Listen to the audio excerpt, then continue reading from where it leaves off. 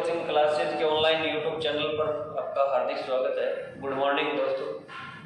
देखो आज एक नया टॉपिक स्टार्ट कर रहे हैं मैथ में, क्षेत्रमिति। कौन सा? क्षेत्रमिति।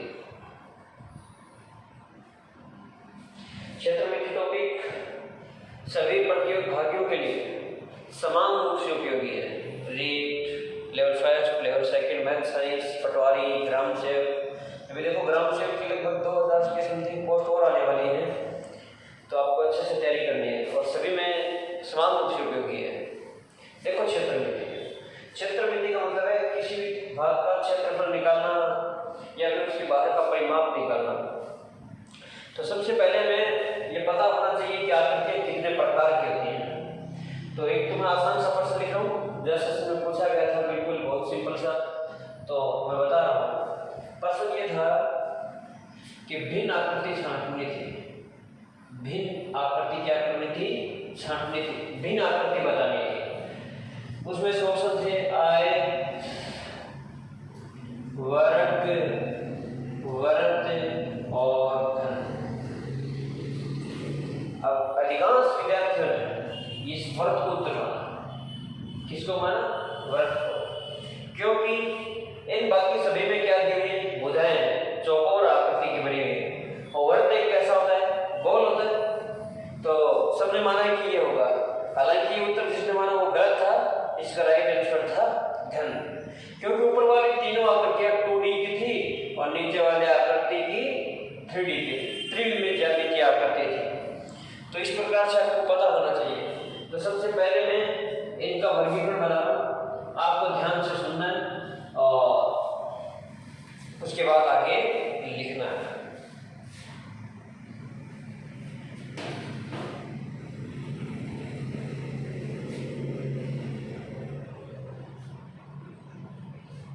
देखो सबसे पहले होती है 1D आकृति।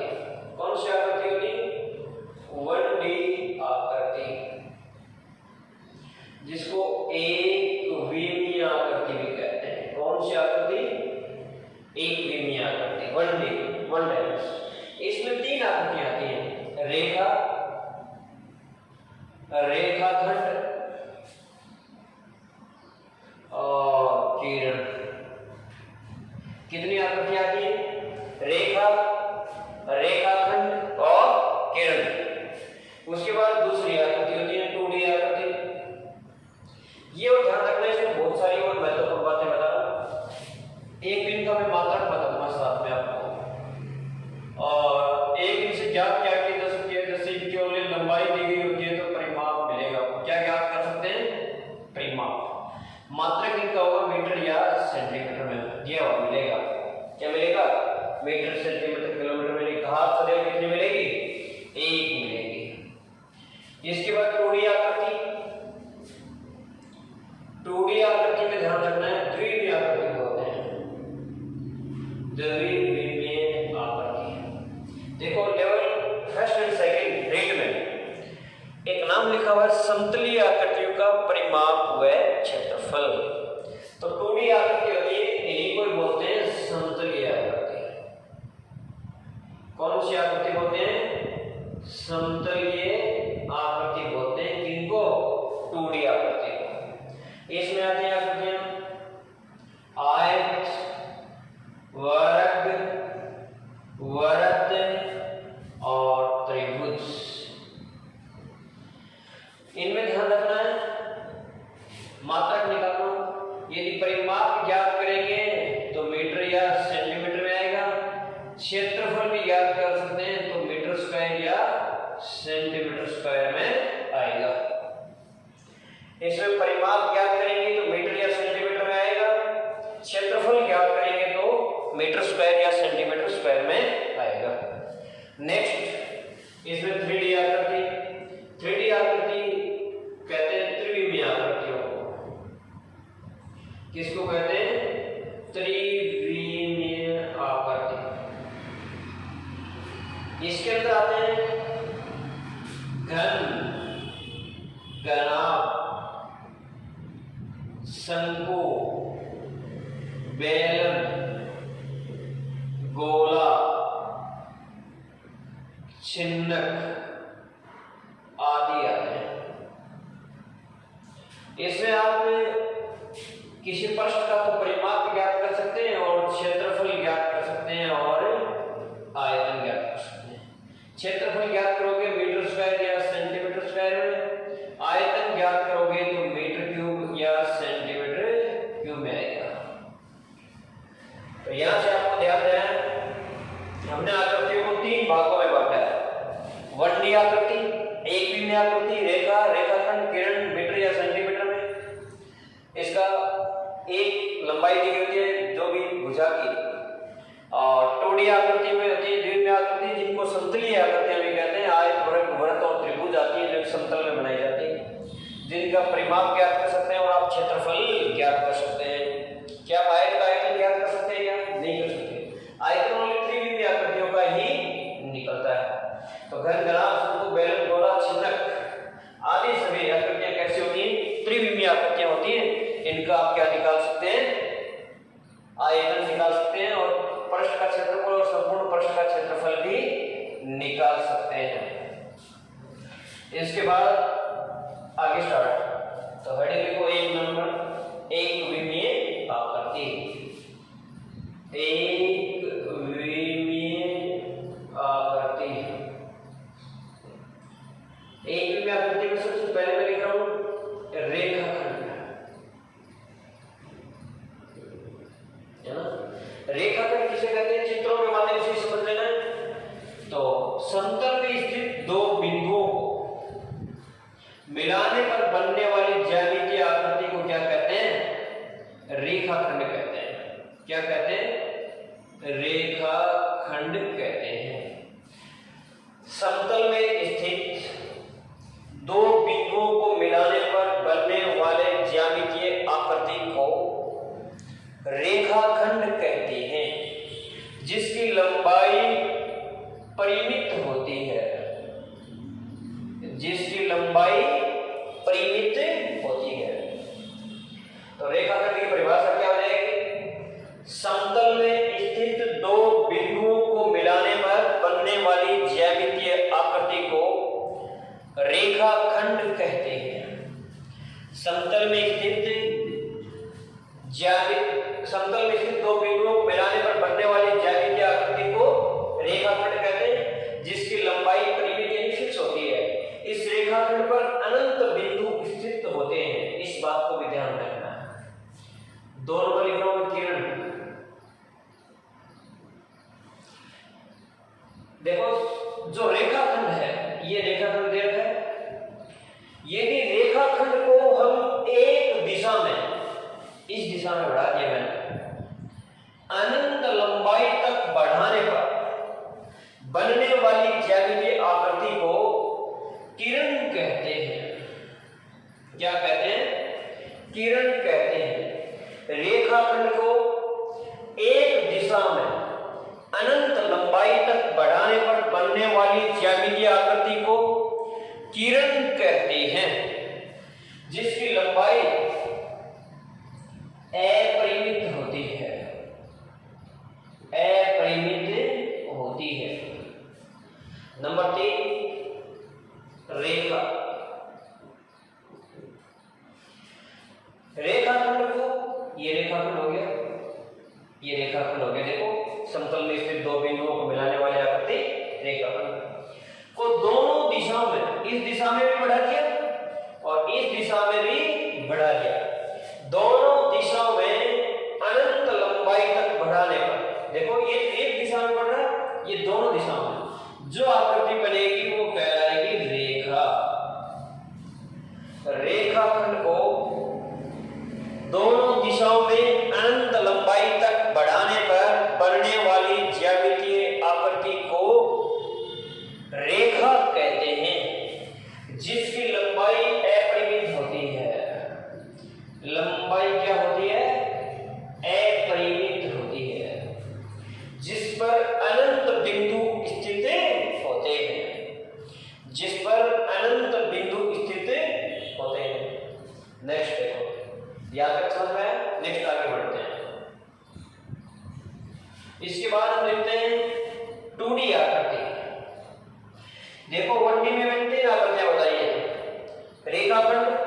समतल में स्थित दो बिंदुओं को मिलाने वाला रेखाखंड क्या कहलाएगा? रेखाखंड। और रेखाखंड को एक दिशा में अनंत लंबाई तक बढ़ाने पर कैसी आकृति बनेगी? किरण।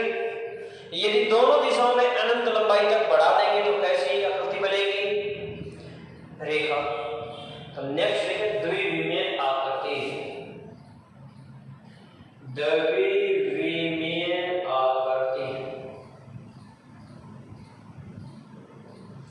द्विविमीय आकृति में एक नंबर ले रहे हैं आयत।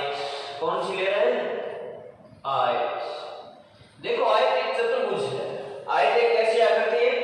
चतुर्भुज आकृति है। तो इसके आयत ऐसा होता है, पहले तो ध्यान से देखना।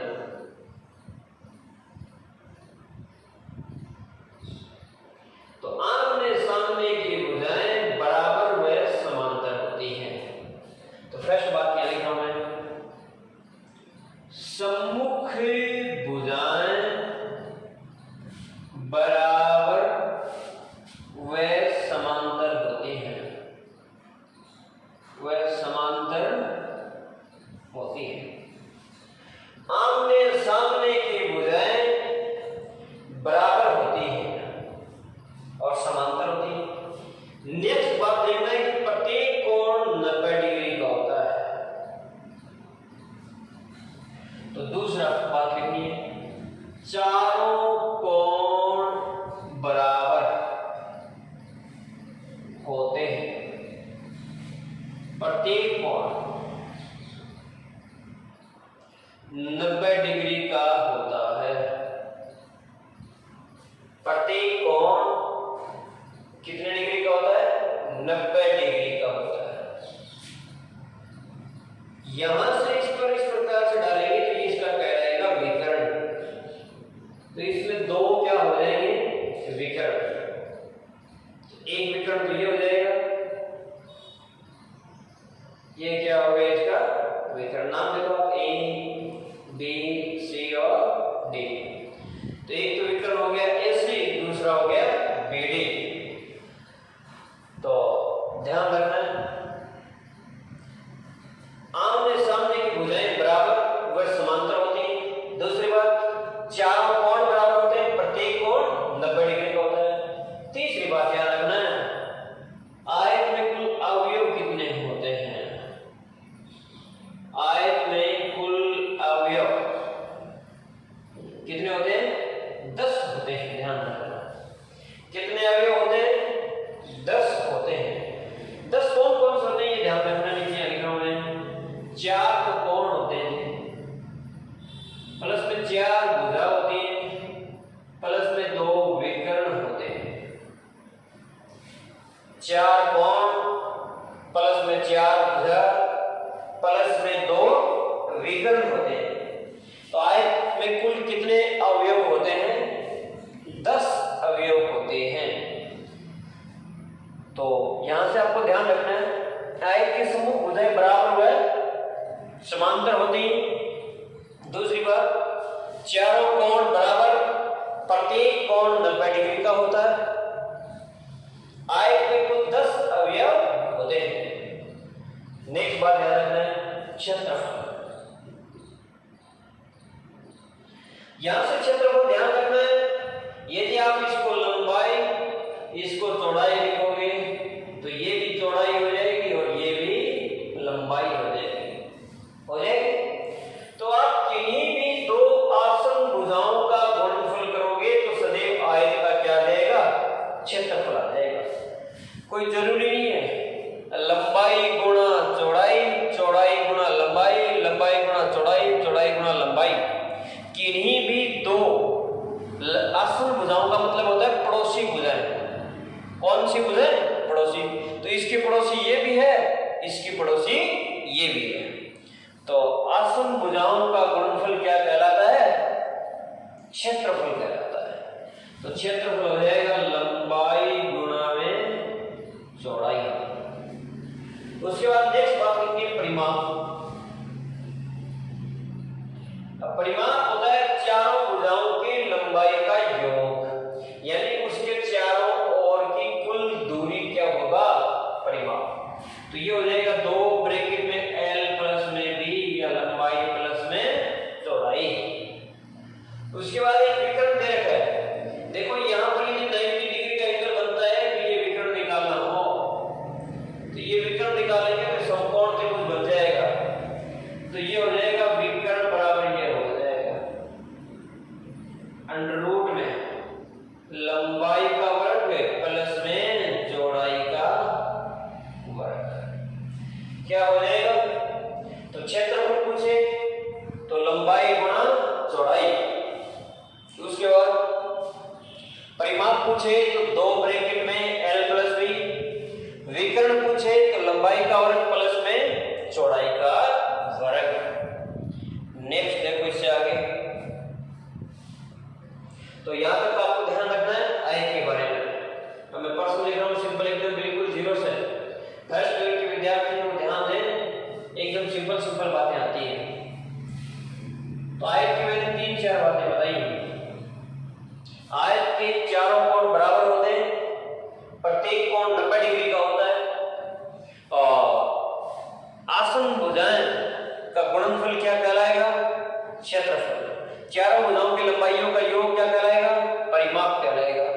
उसके अलावा समभुज भुजाएं बराबर एवं समांतर होती हैं। क्वेश्चन नंबर 1 देखो, किसी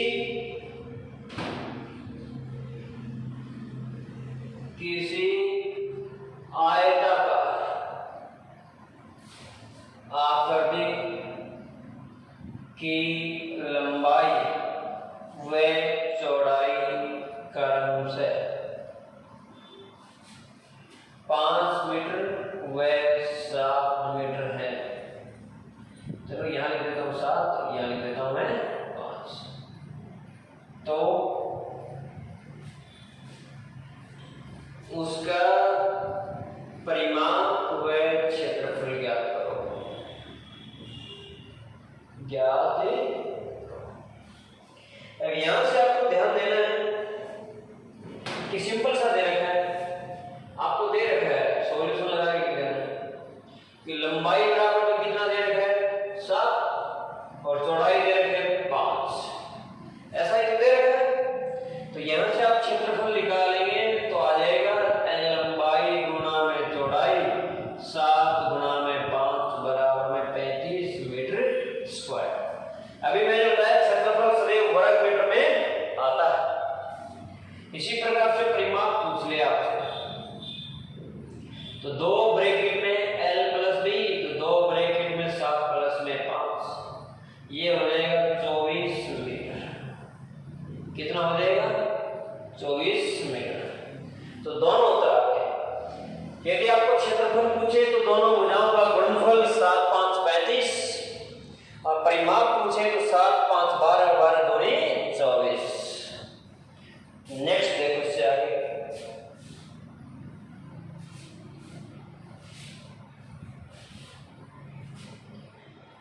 नेक्स्ट देखो, किसी आयताकार आकृति की लंबाई व विकर्ण क्रमशः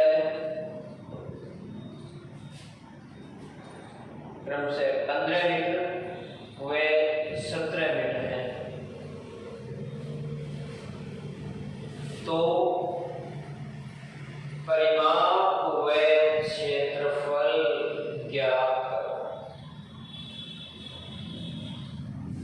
किसी आयताकार आकृति की लंबाई व परिमाप क्रमशः लंबाई व विकर्ण क्रमशः 15 मीटर व 17 मीटर है, तो उसका क्षेत्रफल ज्ञात करो। तो इसके देखो बड़ा तरीका आपको पाइथागोरस की कॉम्बिनेशन होते हैं वो याद होने चाहिए। तो यहां से आपको ध्यान देना, ये एक दे रखा है आयताकार आकृति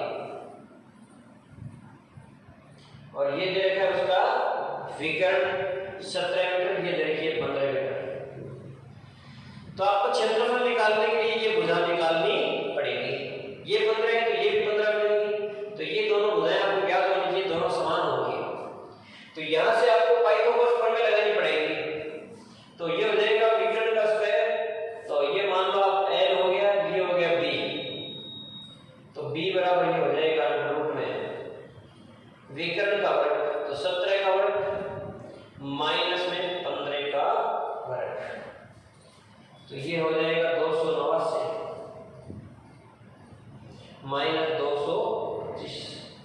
बराबर आ जाएगा अंडर रूट में 60 बराबर आ जाएगा b बराबर कितना आ जाएगा 8। तो ये भुजा भी 8 हो गई, ये भुजा भी 8 हो गई। इसके बाद यहाँ से आप लंबाई चौड़ाई क्षेत्रफल निकाल सकते हैं। तो n इंटू b तो 15 इंटू 8 बराबर में 120 मीटर स्क्वायर। इसी प्रकार से परिमाप पूछे तो 2 ब्रैकेट में l प्लस b तो ये हो जाएगा 2 ब्रैकेट में 8 प्लस में 15 बराबर में 46 मीटर। तो 15 8 23 और दूनी 46। तो यहाँ से आपको ध्यान देना है। इस प्रकार से आप इनका मान ज्ञात कर सकते हैं, लेकिन आपको इतना बड़ा निकालने की आवश्यकता नहीं है। इतना बड़ा निकालने की आवश्यकता नहीं है। और जो आपको पाइथागोरस प्रमेय के 2 ट्रिक होते हैं वो आपको याद होने चाहिए। आपकी बार में एक शिक्षक में प्रश्न आया था, उसमें ये पूछा था कि कौन एक समकोण त्रिभुज की रचना करता है, और जिसमें पाइथागोरस प्रमेय के ट्रिक दिए हुए थे। तो जिसको डायरेक्ट पता था उसको तो मात्र 1 सेकंड का समय लगा, जिसको नहीं पता था उसने 1-2 मिनट उसमें खराब किए फिर। तो आपको इसको ध्यान रखना है। आपको क्या करना है, ध्यान रखना वो पाइथागोरस प्रमेय ट्रिक कौन कौन से हैं। तो मैं लिख रहा हूं, उसके बाद आपको लिख लेना है। तो यहाँ लिखना है लंबाई, यहाँ लिख देना है चौड़ाई, यहाँ लिख देना है विकर्ण। ये 3 होगा तो ये 4 होगा तो ये हो जाएगा 5 हो जाएगा। यदि ये 5 होगा, ये 12 होगा तो ये कितना हो जाएगा 13 हो जाएगा। यदि ये 7 होगा तो ये 24 हो जाएगा, तो ये हो जाएगा 25, ये हो जाएगा 9, ये हो जाएगा 40, ये हो जाएगा 41, ये हो जाएगा 9, ये हो जाएगा 12 और ये हो जाएगा 15, ये हो जाएगा 11, 60 और 61। इसी प्रकार से देखेंगे तो 6, 8, 10 हो जाएगा, 8, 15, 17 हो जाएगा, 10, 24 और ये हो जाएगा 26 और ये हो जाएगा। चलो यहीं तक याद हो जाएंगे तो खूब है। तो 3, 4, 5, 12, 13 और 7, 24, 25, 9, 40, 41, 9, 12, 15, 11, 60, 61, 6, 8, 10, 8, 15, 17, 10, 24, 26 और 12 का किसके साथ होता है 12, 16, 20 होता है। ध्यान रखना है। अब यहां से देखो ये विषम संख्याएं हैं क्या, विषम संख्या है।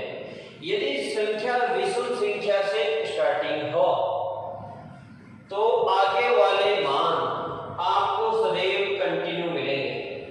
देखो एक ये भी इसके साथ है, आप इसको छोड़ सकते हैं एक बार। उसके बाद देखो 4 के बाद कितना आ रहा है 5, 12 के बाद कितना आ रहा है 13, 24 के बाद कितना आ रहा है 25, 40 के बाद कितना आ रहा है 41, 60 के बाद कितना आ रहा है 61। यानी एक मान बढ़कर आता है। ये 9, 12, 15 के अलग से कॉम्बिनेशन होता है।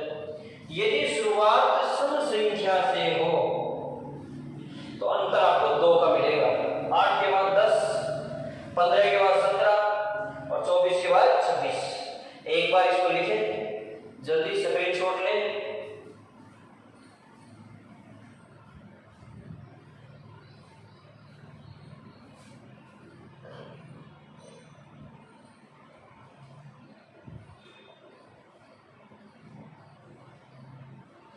देखो इससे आगे मैं एक और लिख रहा हूं, ध्यान देना है।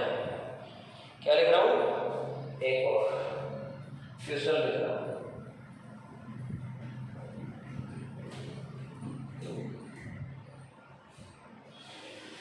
नेक्स्ट में देखोगे क्वेश्चन ये लिखा है कि इसे आयताकार आकृति की लंबाई व विकर्ण विकर्ण क्रमशः, लंबाई में विकर्ण क्रमशः 12 मीटर व 15 मीटर है। 12 मीटर व 15 मीटर है। तो परिमाप व क्षेत्रफल ज्ञात।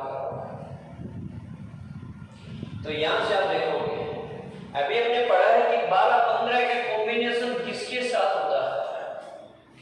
तो यहां आप डायरेक्ट चित्र भी बना सकते हैं, इस प्रकार से कॉम्बिनेशन भी लिख सकते हैं। यदि ये 12 है, ये 15 है, तो ये मुझे आप डायरेक्ट बता सकते हैं कि कितनी होगी 9, क्योंकि 9 का वर्ग 81, 12 का वर्ग 144। तो देखो 144 और 81 कितने होते हैं 5, 8 से 12 और ये 225। क्या 15 का वर्ग 225 होता है? क्या होता है? इसका मतलब 9, 12, 15 का कॉम्बिनेशन सही है।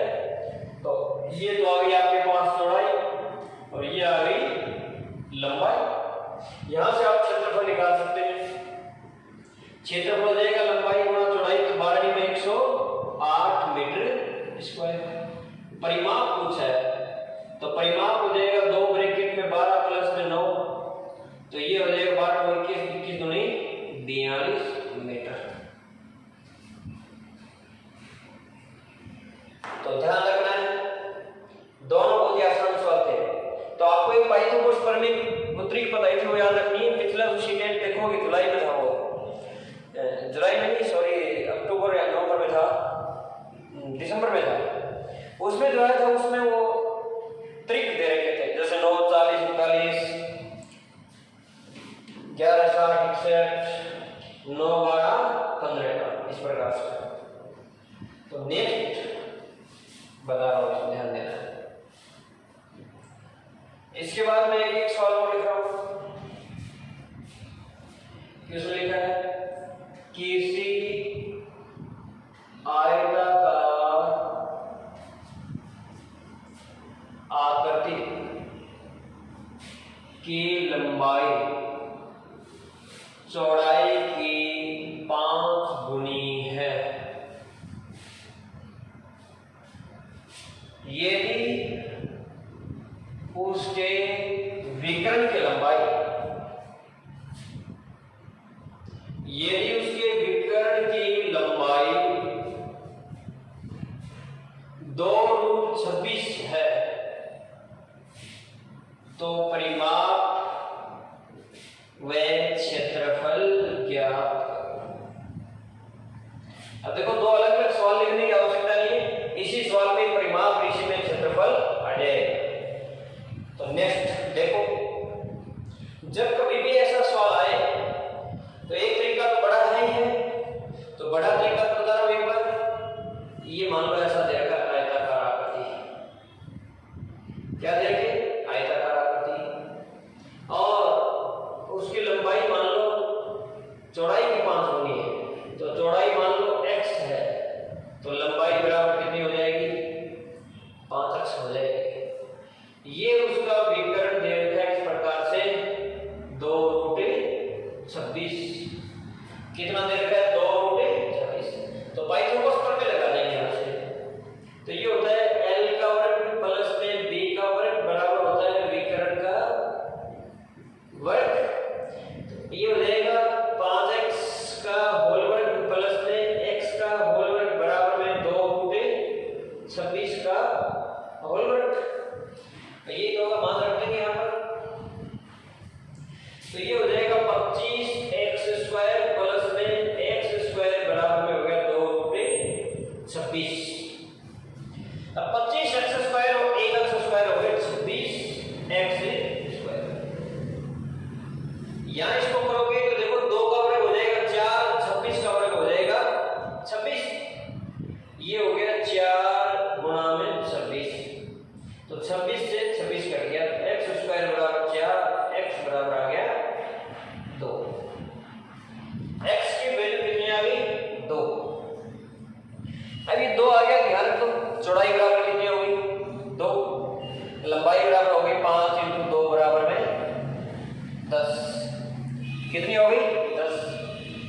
परिमाप पूछा है, तो परिमाप बराबर हो जाएगा 2 ब्रैकेट में l प्लस v, तो 2 ब्रैकेट में 10 प्लस में 2, ये हो जाएगा 24 मीटर।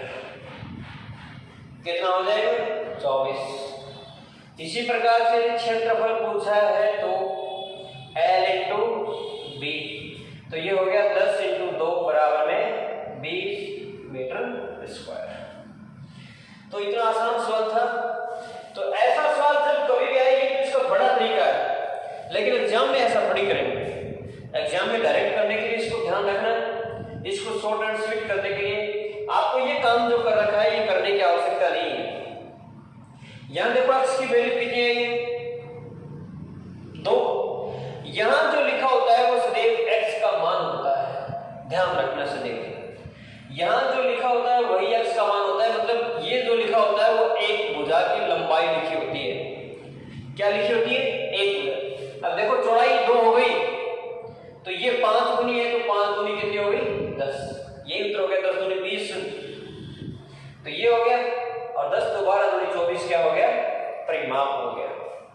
एक सवाल को लिख रहा हूं, देखो अभी ये ऐसा कैसा पड़ा है, शॉर्ट से करेंगे इसके बाद।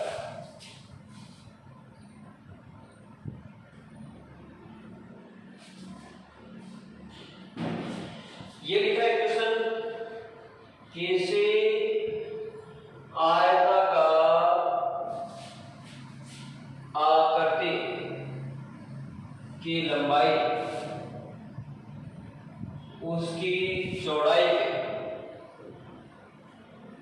2 गुनी है, उसकी चौड़ाई की 2 गुनी है।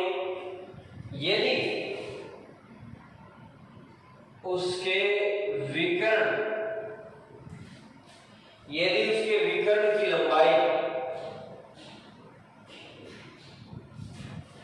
5√5 है, तो परिमाप व क्षेत्रफल ज्ञात करो। अब आपको ध्यान देना है, अब इसी को दोबारा बनाऊं तो ये बनेगा चित्र, ये बन गया इसका विकर्ण, ये हो गया 5/5, ये हो गया x और ये हो गया 2x। अब यहां जो लिखा होता है वो मैंने कहा कि x की वैल्यू होती है, तो ये भुजा तो हो गई 5 और ये हो गई 5 दूनी 10। क्षेत्रफल पूछा है तो 10 गुणा में 5 बराबर में 50, और परिमाप पूछा है तो 2 ब्रैकेट में l प्लस b, तो 2 ब्रैकेट में 15 प्लस में 5, सॉरी 10 प्लस में 5, ये हो जाएगा 30। तो परिमाप तो हो गया 30 और क्षेत्रफल यहां जो लिखा होता है वो एक भुजा की लंबाई लिखी होती है। इस बात को सदैव ध्यान रखना है। क्या रखना है? ध्यान रखना है। बाकी नेक्स्ट अगली क्लास में। Thanks so much. यदि वीडियो पसंद आया तो ज्यादा से ज्यादा लाइक और शेयर करें और